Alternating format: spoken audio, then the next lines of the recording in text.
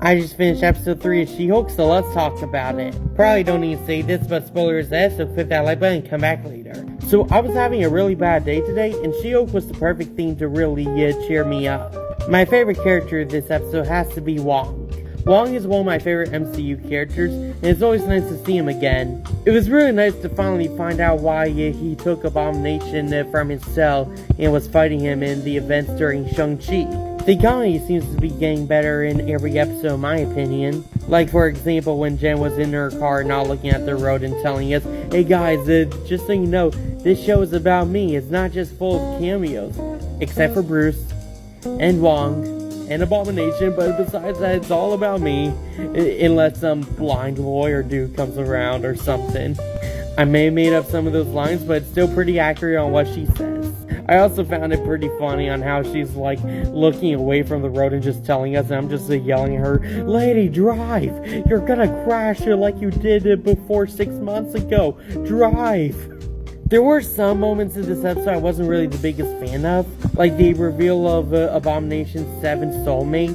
I was personally hoping for his parole trial to last for the entire show, and at the end of the series we would find out that his 7 soulmates were the Thunderbolts. Yeah, so I was pretty surprised when I found out that his 7 soulmates were actual 7 soulmates. I also found the after credit a little bit weird with She-Hulk and Megan Thee Stallion twerking at the end. To me that moment is a little risque if I were to watch that with the younger audiences, and I just feel like that moment came right out of nowhere. I have no idea who Megan Thee Stallion is besides learning her from watching this episode. Like, is she viral with twerking and writing songs? I don't know. Let me know in the comments on who she is, please.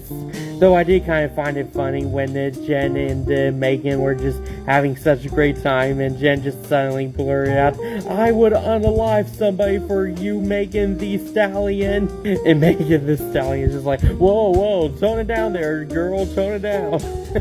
Also, it's cool to see the Wrecking Crew finally in a MCU project. Looks like we should be getting a pretty big storyline revolving around these guys for the duration of the show. This episode has to be when Wong finishes his testimony about releasing Abomination. I just found it so hilarious how that one dude is like, "Hey, so you do realize you're a criminal now, right?" And Wong's just like, "Yep, I figured that, so I'm out of here." Yeah, so I guess Wong is a fugitive now. Maybe you should go to the moon to see Steve and ask pointers on how to live on the lam. I give this episode a 7.9 out of 10, giving it a C+. Anyway, that's the review. Go down to those comments, tell me what you thought of this episode of She-Hulk, share this video with all your friends, and click that like follow and keep up to date with all my latest content. See ya!